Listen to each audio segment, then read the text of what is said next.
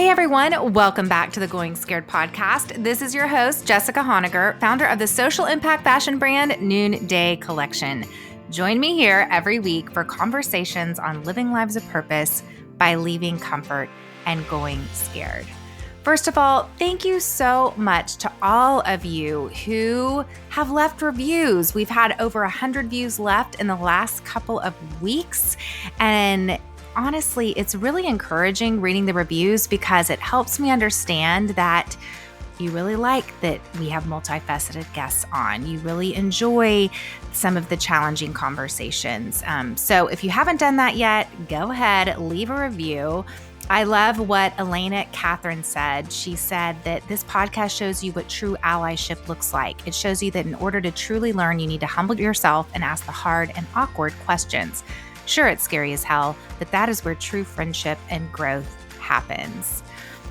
I love also what Mrs. F0421 said. I really appreciate that this podcast tackles tough issues and points of view with honesty and vulnerability. It's been good to listen to during this time at home and has been educational.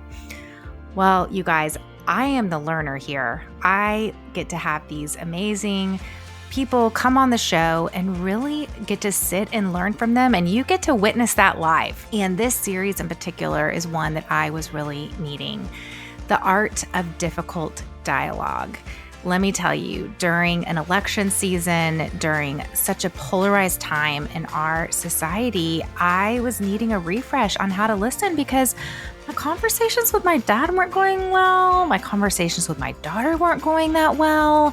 And I thought, okay, somebody teach me.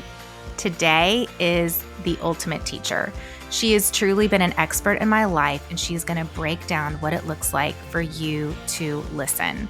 It is my executive coach, Marie Case. She worked with my business partner and I, Travis, for almost the whole year of 2018 and transformed our relationship as co-CEOs. When we were coming up with this series of difficult dialogue, Marie was the first person that popped into my head. Because let me tell you, she has gotten Travis and I through some hard conversations, and she has helped me have more of a posture of listening as a leader. She's an experienced executive coach, and her passion lies in guiding leaders through a transformative journey to better serve their organization's deeper purpose. And she also occupies a unique space in my life because she really helped break down the different distinctions in what it means to listen. And as you've probably picked up by now in tuning into this series, we can't have difficult dialogue if we aren't willing to listen. In this conversation, Marie and I get into what listening even means. Here is my conversation with Marie.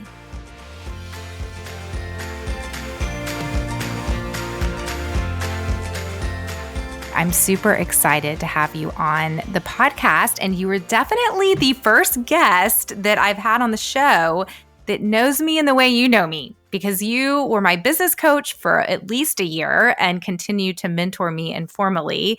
And we covered some very intense things. I've spoken often on this podcast about getting 360 feedback for the first time and how I've learned to be now open to feedback. And, you taught me to grow in my partnership with Travis at Noonday Collection, my business partner. And we just unpacked so much that we didn't even know was there. And so before we go any further, I just wanted to give you a moment to introduce yourself and give our listeners some context to your background and what you do. Well, my name is Marie Case. I am a management consultant and executive coach, which I've been doing for over 35 years.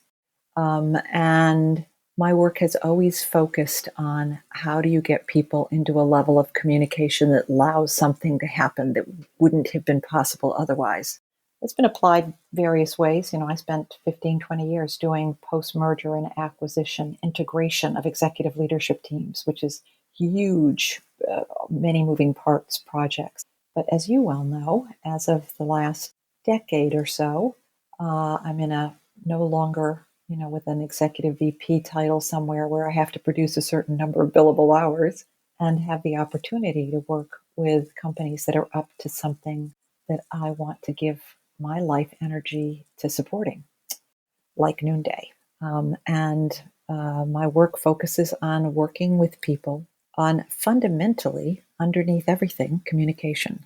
It is the pathway. It is, a fundamental organizational process, but it's also a fundamental human process, which includes not just how we speak, which is critically important, but how we listen.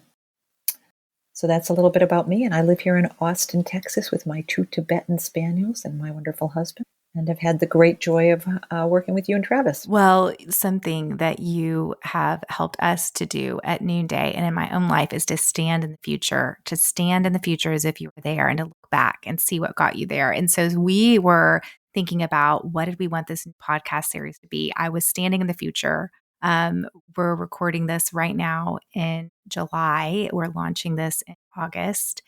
And I stood in August, I stood in September, I stood in October, and I imagined what would I want to hear? What do I want to listen to? And what we need right now is learning to listen. We are at the peak of an election year, mid-pandemic still in the US. We lived a summer of a mass awakening among white communities to racial injustice. And there is a lot happening. Lots of conversations are happening, new conversations. And what we need are tools to hold conversations, to listen, and to regain the lost art of conversations as individuals and communities if we are going to not just make it, but if we're going to thrive and come out of this other side stronger, more beautiful, more united. And as you said, I mean, the biggest thing that I learned from our time together was about how we can experience breakthroughs in many facets of life. We can learn how to listen. So I wanted to start there because you framed listening to me in a way that I had not heard it framed before. So what does listening mean to you? Oh, it'll be interesting to see if we match what I said before. You know, to me, first of all, granting another, I'm going to start with kind of a very meta point to me. Granting another listening is the most powerful act of love that we can do. Mm. And we don't know what this word means. When you ask somebody about listening and you're in that conversation, you're using this word, these 6 letters to mean something. And yet, even in the expression of the word, the problem with building any kind of shared understanding is present. Breakthrough begins in shared understanding and shared commitment, which is only possible if deep listening is available. So, well, what do we mean? Do we mean the common thing, like, am I listening to you well enough to be able to repeat what you said? Or am I listening to you, waiting for you to stop talking so I can talk? Am I listening with the kind of little back of the amygdala voting mechanism going on? Oh, that's true. That's not true. That's funny. I like that. I don't like that. I agree with that. I disagree with that. That's wrong. Like that gating mechanism that everything we say is going through. That's really kind of the state of listening. And when people talk about listening really well, honestly, they think it's, am I listening well enough to be able to say back what the person said? Did I hear them? That is a woefully insufficient relationship to listening. So let me pause there for a second. And there's plenty more to say about that, but where is that in the resonance with what particularly wrong with you? Yeah, absolutely. And I think that especially this whole idea, because many of the things you said are what we think listening is, especially I really connected to that last piece of like being in that constant judgment state. Even if it's not a negative judgment, it's still judging, where it's still constantly running the communicator through this filter. So when you started this listening journey, or as you lead other people through that journey, because certainly you've led Travis and I through that journey, what are the ways that you see people transform into actually true listeners? What does that actually look like? The thing is, you have to start with, all journeys start with, where are you? And you really have to start with having people have the opportunity to recognize the automatic listening. You've heard me say, we're like a car that comes off the delivery line, off the manufacturing line.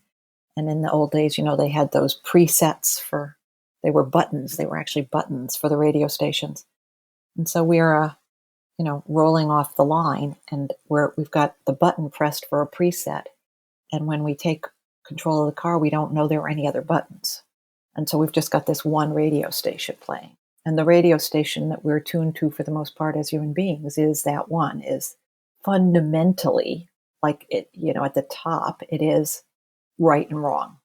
But it plays out as all this kind of various, like I said, do we like it? Do we not like it? Do we think it's true? Do we not think it's true? Do we agree? Do we disagree? Is this entertaining? Is it not entertaining? All these little gating mechanisms. And there's nothing else possible until someone recognizes that little voice in their head. I like to say, if you don't know what little voice I'm talking about, it's that one that's saying to you right now, what little voice? I don't know what she's talking about. I don't have a little voice.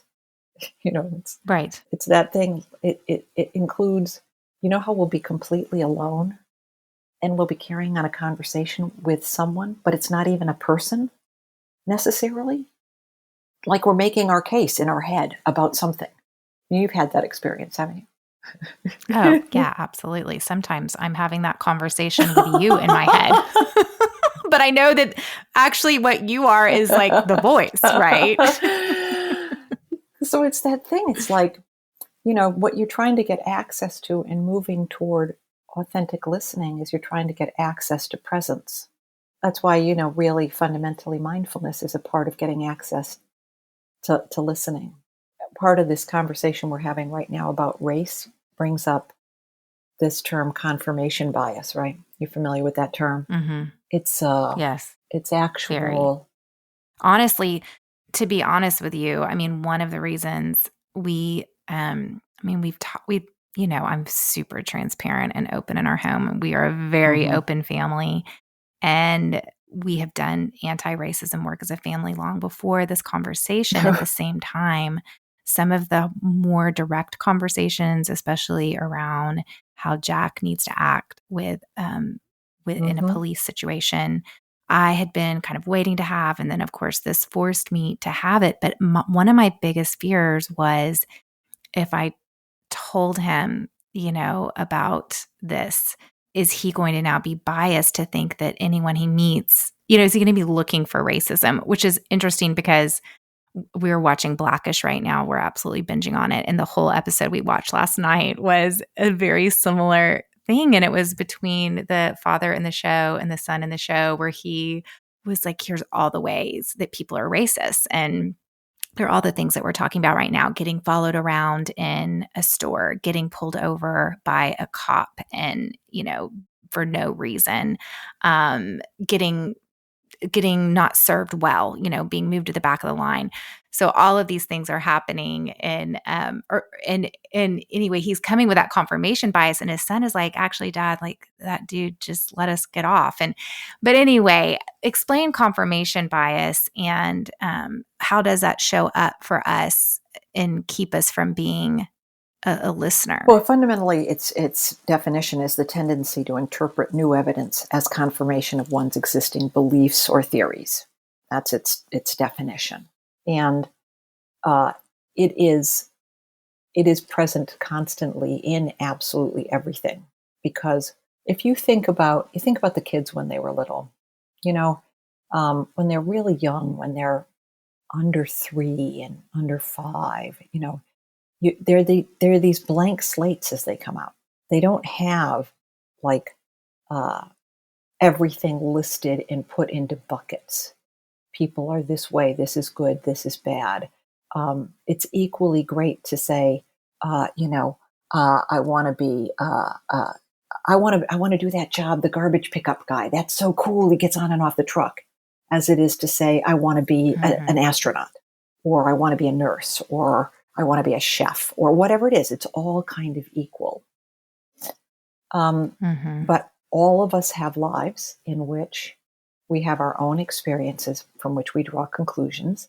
And then we have everything we see and everything that's heard around us. And so it doesn't matter, like, you could have the most awake, conscious, careful parents in the world. That's not going to keep you from developing confirmation bias, entering into the paradigms of a culture. They're in everything. They're in every TV show, every advertisement, every magazine cover, every utterance, every subtext. So confirmation bias really, I mean, it tends to get talked about around specific topics, which is kind of funny because it's part of absolutely everything. It is the nature of how we are being in the world. And so we're never listening. We are listening for. We're listening for what we agree with, what supports how we see the world, what we disagree with that we know we have to fight against because it's because we don't agree with that. We're all, in conversations now where, we're kind of subtly, am I talking, is this a Trump person, or is this a progressive? Is this a Republican? We're sorting people more than we ever have. That's true. And so this is something that's getting actually worse as we've developed more and more polarity. One of the things you talked about was how do we agree to disagree? You can't actually even disagree if you can't hear the other person's perspective. There's this great Lily Tomlin quote that I really, really love. She said, "I listen with an intensity that most people reserve for speaking." And of course, a comedian would say that, because comedians, what they do is they observe the world and they find the ways to make the world funny. And it's funny because we recognize it. You have to recognize it or you don't laugh. And so comedians tend to be really profound observers. And if you watch her comedy, you can really see that she puts that listening to incredibly good use. But mostly when it comes to communication, we have all our focus on what we're saying. And by the way, the part of speaking that's part of listening is, are you paying attention to your own speaking in a way that it could be hearable? I mean, you and Travis had me, we talked about that. Like, am I saying things that are my point of view or my experience as such? Or am I saying them like a factual truth? You always do this. To give a difference. So it's like, that example. It could be anything from, when it comes to people, it could be just something like, you never listen to me. You always do just what you want to do. Well, neither one of those things are ever true, right? But it could be true that, hey, Jess, I don't have the experience that you're really listening to me. And I'm feeling kind of like our relationship's more about what you want to do than any interest in what I want to do. One, your amygdala has to defend itself from, the amygdala, the reptilian part of the brain. And that part of the brain that's right there at the base of the brainstem, its job was to have us survive. So that's where all that sorting comes from, right? You're constantly scanning for threats. And the threats used to be real. The tiger in the tree, that poisonous berry, that tribe that's going to attack us, whatever, you know what I mean? But we have very few of those now. But the amygdala has not reduced its part of our life at this level of evolution at all. It's just found a different thing to have survive. And that is our persona, our ego, our sense of ourself. That's what it's protecting, as if the survival of those things was a life and death matter. That's how we get to this level of polarity. People are now defending their point of view as if their point of view somehow was discovered to be wrong, it would be life-threatening to them. People will pick up a gun and shoot somebody for that. So the first thing is this: are you, if you're really interested in listening, if you're really listening, interested in dialogue, are you starting at least with paying attention to, how do I speak? Is what I'm saying hearable? Am I willing to move into inquiry versus bringing my conclusions? A very different thing for me to say, "Oh, Jess, I'm sure I get completely what it would be like right now be raising a black son, and this time wow, that would be really intense." That's a very different thing than me to say, "Wow, I realize I can't quite imagine what that would be like." That's an invitation to you to share your real heart, your real truth. It doesn't give me something to confirm about myself. That's that kind of background Right. purpose of what's going on all the time. Right. Right. And I know there's something about our way of being, literally who we are choosing to be when we walk into a conversation. So tell us about that, the distinction of being when we listen and how that can shift so much for ourselves and the other person, to your point, because man, it's easy to listen when I know I'm walking with a bias that we're mainly going to agree. But when I'm walking into a situation, say with my Mm-hmm. dad, I mean, I've been in my amygdala. I was in my amygdala on a phone call a couple months ago, or maybe like 5 weeks ago, and I didn't love how I showed up, but man, it just came out, like it just Yep. happened, you Yep. know? Yeah, and this is the thing. It is, we're talking about neurological wiring, and we're talking about neurological wiring that has the quality of, it's not like flexible wires still laying on the floor, able to be moved around. It's been laid into stucco walls and hardened into place. And you know what I'm saying? So it's the Right. job we're talking about here. The listening that the healing of our country for sure is going to require. It's going to be one in which who we're being is not the defended right part of the conversation, but questioning, remembering that the person you're talking to is another human being with their own experience. They are as much a spiritual light in the world as you consider yourself to be. And they may not be expressing it the way you express it, but you don't know anything about them until you can get past the defended part of the conversation. If I'm coming in, and look, I mean, there's lots of people, as we well know, that I have to have conversations with that stand in a very different view of the world than I do, that think things should be a very different way than the way I think they should be. But I can't have a profitable conversation with them if I'm walking into the conversation to convince them that they're wrong.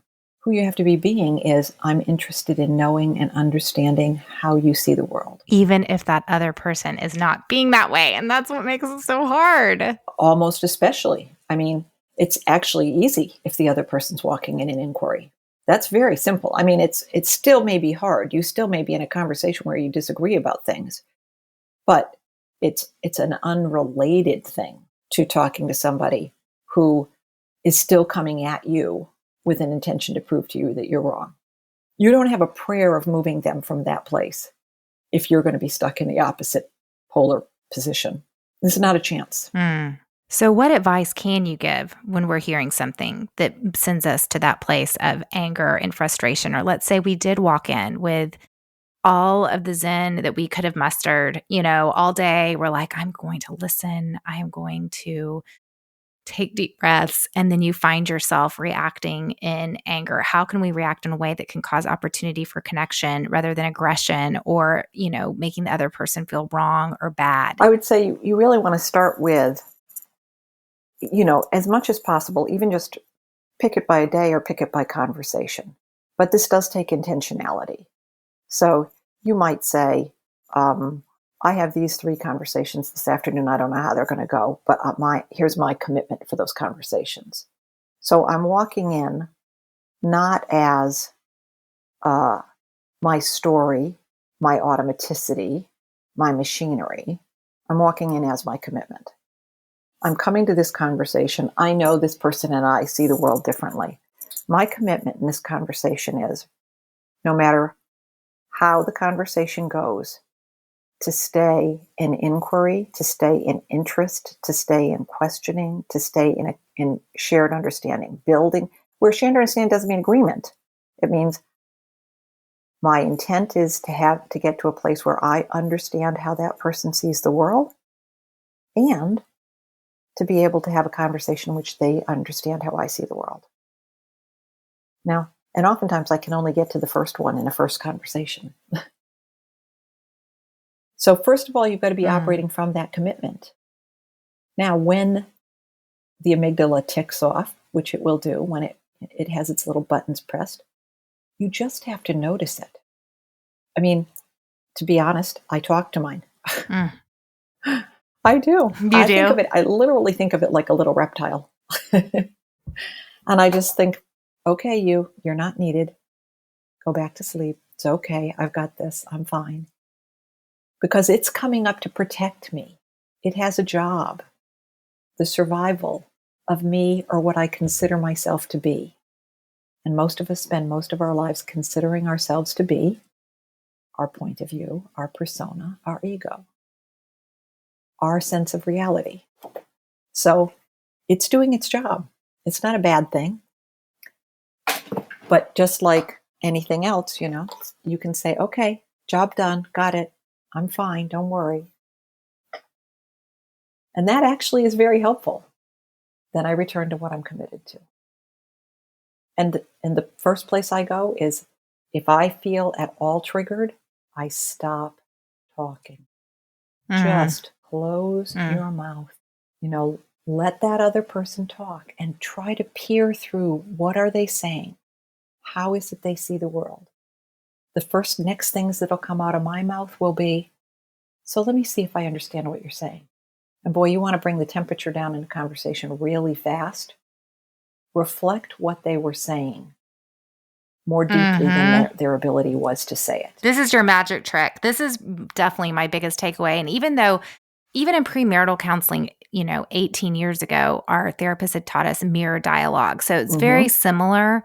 But then really taking that to another level. And what you said once that I've repeated often is that a recreation creates a disappearance.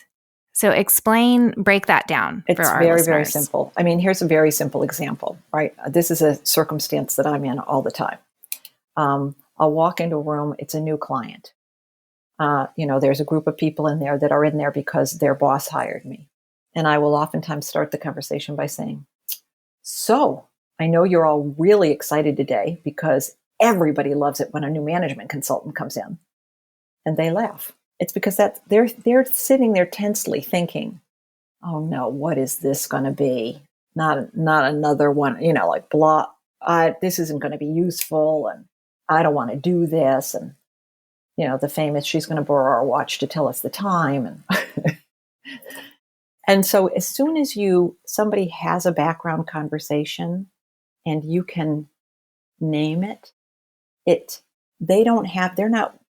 just disappears. It just dissipates. It's gone. I have to talk to myself about it because I don't think anybody's heard it. When somebody else says, I've heard it, this is why I say the thing that I started with about, listening may be the most profound act of love you can give anyone. You've met my best friend of 40 years, who lives in the little house in front of me. She and I had a painful fight a couple of days ago. It was time for the ball moss to be removed from the tree. And when we last did it in 2017, she hadn't started gardening yet.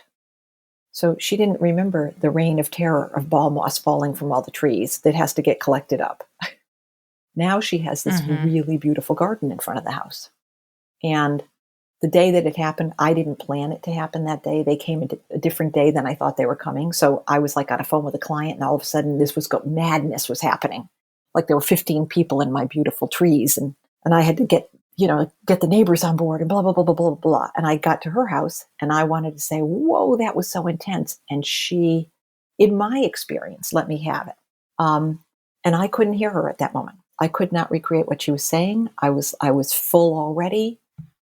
It wasn't until the next day in which we could sit down and she could say, it doesn't matter to me whether it's your fault or not. I love every single one of those plants and seeing them, all that stuff drop out of them. And some of them were being injured and some of them got hurt. And it really hurt my heart. It was like, oh, of course it. Let me see if I got that. You've spent 2 years tending these little tiny plants and growing them into these beautiful, beautiful creatures, which you go out and water and tend and talk to every single day. And we didn't get the chance to set these guys up to be respectful about that. And some got damaged. And you felt like there was no concern for this thing that's like your child. And some things really were actually damaged. And that really is painful. I mean, I was in tears at the end of thinking about it because I realized, how profound that was to me. Mm-hmm. Well, and that's the thing. When you can recreate it, you're also so putting yourselves exactly in their bias, whatever is going on in their mindset, that the empathy that arises from that is so connecting. I mean, it's so beautiful. So it creates a disappearance for the listener, and it creates such a deep empathy and connection for the person who's able to get out of their amygdala and really recreate how that other person must feel. I mean, you have to leave your own ego, your own point of view, your own everything in order to do that for someone else. And to your point, that is the greatest act of love, because what we all want to be known. I mean, we are born with this, we're created in the image of God. We want to be known. We want to be loved. And what enables a knowing in us, is for someone to be able to say, know us through those words of being able to recreate how we felt. We feel so known in that moment. And yeah, to your point, it's like I've been in this situation, many times when you're able to actually, I had a powerful time with my husband 2 weeks ago. We had been not okay. And he is exploring this business partnership. It's been really stressful, as you can imagine. So introducing new hard conversations in the midst of already a lot of conversations in our home with a Black son and a pandemic and all of the things. And we were missing the mark, and we were able to come together in such a way. And even at the beginning of the conversation, I wouldn't say I was completely open-hearted, but I was talking to my amygdala, and like, stay here. And then he gave a couple of words. And then I was able to say, so what I hear you saying, are you saying, this? And it was way more, it was like exactly what he was feeling, but because he's a man of few words, he hadn't even been able to put it like that. But it was like, oh, that's it. And I remember he got teary and I got teary because I realized how I was not giving that to him, and how oh my gosh, you're wanting me to release you with freedom to fail. You want me to just get even if this doesn't work out, you want me to just give you freedom to pursue this passion. And I'm telling him that, and he's like, yes. And I'm realizing I haven't been giving that to you. And we're both just crying. And it was that, and the conversation ended. I mean, you know what I mean? There's just, there's not even much to be said when you were able to just, and it just requires, it requires so much love. And for me, hard conversations are hard for me because my amygdala is about abandonment. And so if I say the thing that I really feel, I'm going to be left. This person is no longer going to choose connection with me. That is what speaks to me. And so I'm still working on it in my friendships. There's something about the safety of my marriage where I'm like, Joe's good. We're in this for a lifetime, but it's so worth the journey of learning to listen, because it does open up new levels of connection and ability to love people in a way that they want to be loved. And that's so powerful. I mean, ultimately that's what influence is. Yeah. And the thing that you're just saying there is, what does that require? Well, as you could see, it requires that you are undefended for a moment. You have to empty yourself of your personal concerns. Of course, yes, your preconceptions and your distractions, but you really have to be you have to let your amygdala go to sleep for a few minutes, because I'm going to let in completely how you're seeing the world and what you're feeling. Like when you watch me do that, I am my nervous system is reaching out for your nervous system. I'm I'm I couldn't even tell you like what exactly I am. It's because it's everything. It's a whole body thing. It's not my ears. And in order to do that, I have to be willing to feel whatever you're feeling. And sometimes often you've seen this. I mean, I'm dealing with people who what they're feeling in that moment is profound anger or or Mm-hmm. a deep sadness or intense jealousy. I mean, it could be anything. And I got to let my defenses down and feel that. Because that's, you said the word mirroring. I mean, I would tell you that I had done a ton of work on listening before I met Harville Hendricks, Okay. who did the Imago work and is really kind of the father of the word mirroring particularly in the counseling world.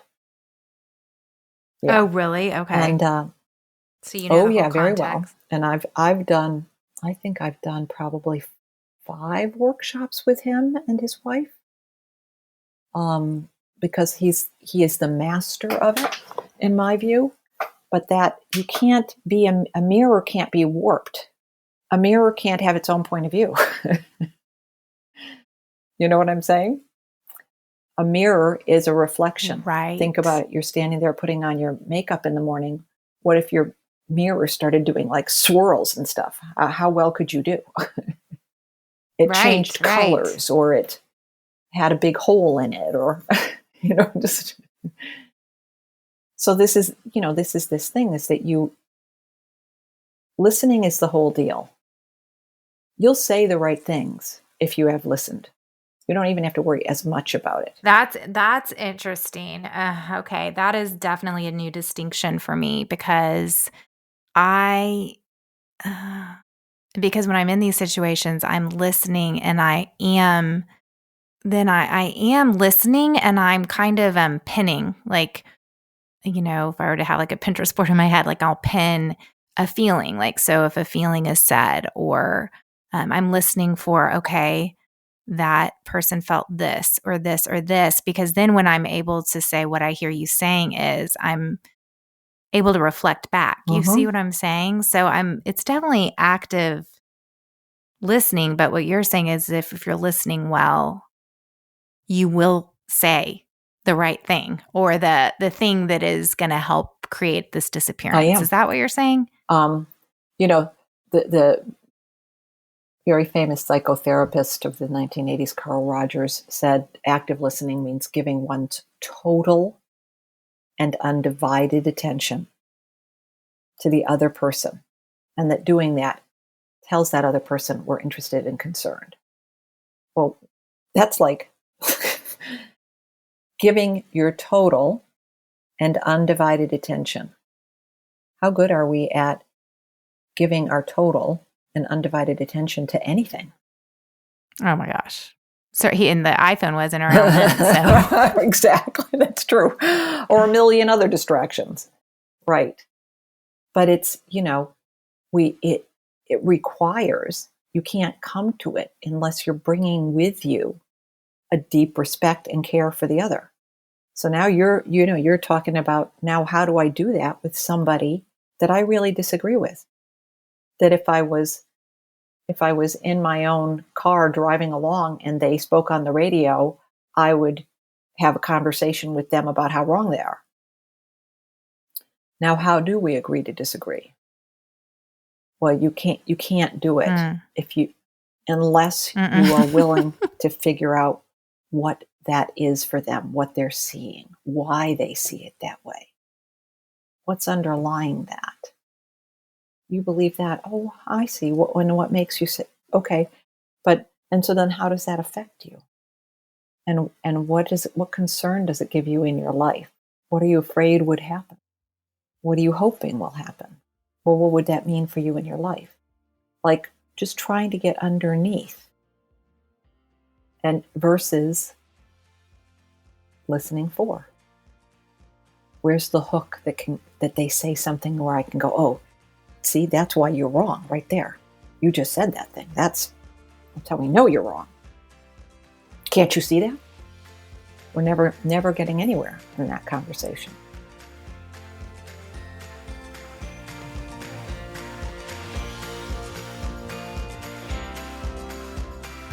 If you're anything like me, you are going to have this conversation on repeat during this fall season. And what I'm left with coming out of this convo is that we have to choose over and over again to be interested and curious about the other person in a conversation, especially when we don't agree. And let me tell you that is the hardest thing for me.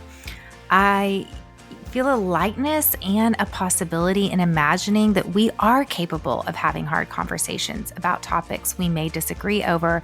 And if we're committed to reaching a shared understanding in which each person gets to understand the context, experience, and humanity of the other, then we can do this, guys. We can do this.